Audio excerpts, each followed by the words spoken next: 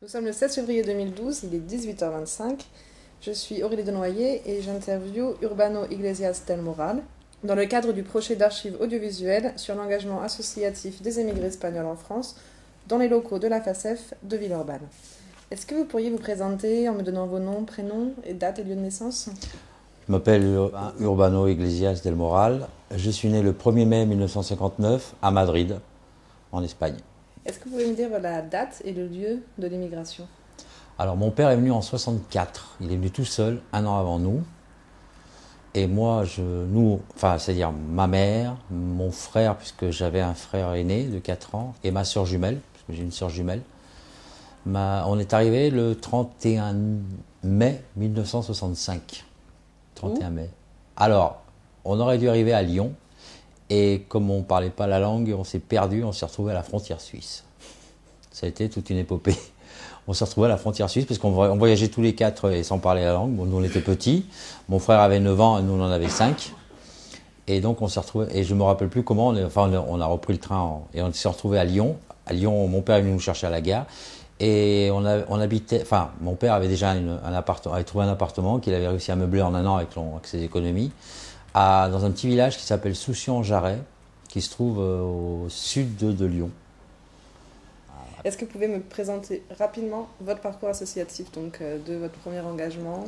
Je suis rentré dans l'association par le foot. Un ami espagnol qui joue au foot.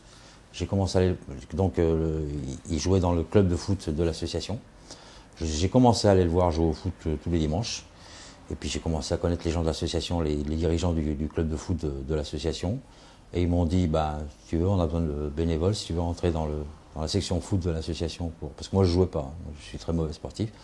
Et donc je suis rentré dans la section foot de l'association comme dirigeant. Et après, la section foot dépendant du centre espagnol de Lyon, je suis rentré dans le centre de Lyon comme dirigeant. Voilà. Et est-ce que vous pouvez me parler donc des objectifs de cette association? Alors, à ce que j'en sais, parce que l'association date bien, l'association a plus de 40 ans aujourd'hui, c'était surtout pour donner des cours d'espagnol aux enfants qu'elle avait été créée. Des cours d'espagnol parce que les parents sentaient que les gosses allaient perdre leur langue, donc ils avaient monté, comme beaucoup, hein, comme d'autres associations, et c'est pas spécifique au Centre espagnol de Lyon, hein. Donc ils avaient monté ça pour que les enfants puissent avoir des cours d'espagnol. Et après ça a bifurqué sur des activités un peu moins culturelles, un peu plus ludiques. C'était surtout ça le but. Et puis ils se regroupaient parce qu'il y avait beaucoup d'Espagnols. Et puis le Centre espagnol de Lyon, il faut dire une chose, la création du Centre espagnol de Lyon a beaucoup à voir avec la politique. Parce que, alors le tout début du Centre espagnol de Lyon, c'était les prêtres qui avaient monté ça. C'était noyauté par le consulat, donc par les autorités franquistes. Et au début des années 70, il y a eu un véritable coup d'État, c'est-à-dire qu'ils ont un coup d'État au niveau du Centre espagnol de Lyon, c'est-à-dire que tous les dirigeants, disons, franquistes de l'époque ont été fichus dehors. La peur commençait un peu à disparaître, parce que c'est vrai que les associations étaient beaucoup noyautées par les autorités espagnoles, par les autorités donc franquistes. Et donc ils ont fait un véritable coup d'État. Et la FACEF, vous y êtes arrivé comment? Alors la FACEF, donc le centre espagnol étant membre de la FACEF depuis toujours, au bout de 2 ou 3 ans de présence dans le centre espagnol de Lyon, j'ai pris la présidence du centre espagnol de Lyon. J'ai été président pendant 5 ans, j'ai fait un quinquennat. Et on m'a dit, écoute, on a toujours besoin de bénévoles ici, si tu veux entrer dans le conseil d'administration de la FACEF, tu peux rentrer. Donc, aux élections suivantes, je suis rentré dans le conseil d'administration de la FACEF. Voilà. Quand est-ce que vous êtes devenu président? De la FACEF, il y a 2 ans.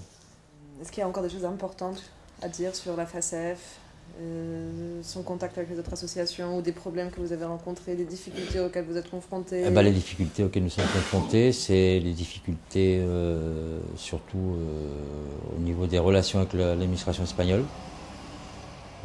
À savoir que nous dépendons à 90% au niveau financier de l'administration espagnole, et que je comprends très bien que la situation est vraiment pas florissante, et je pense qu'on n'est pas une priorité, et à la rigueur je peux l'admettre, mais c'est quand même faudrait pas qu'on nous tue tout de suite, quoi.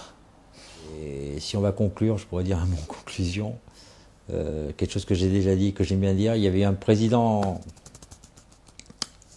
américain qui avait dit « Ne te demande pas ce que ton pays peut faire pour toi, mais ce que toi tu peux faire pour ton pays ». Ben, je pense que l'immigration espagnole a fait beaucoup pour son pays, et tout ce qu'on leur demande, tout ce qu'on demande, ce qu'on aimerait que l'État espagnol se rende compte, c'est que les immigrés qui dans les années 60 ont beaucoup et sont partis de là-bas parce qu'ils ne pouvaient pas manger, mais qui en retour ont beaucoup avorté, maintenant ils sont vieux et qu'ils ont peut-être aussi besoin de leur pays.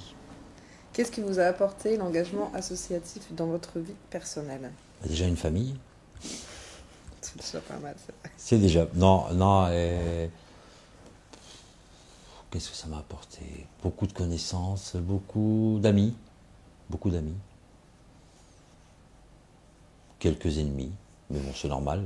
Non, beaucoup de... Surtout ça, beaucoup de rapports humains, de contacts humains. Et puis je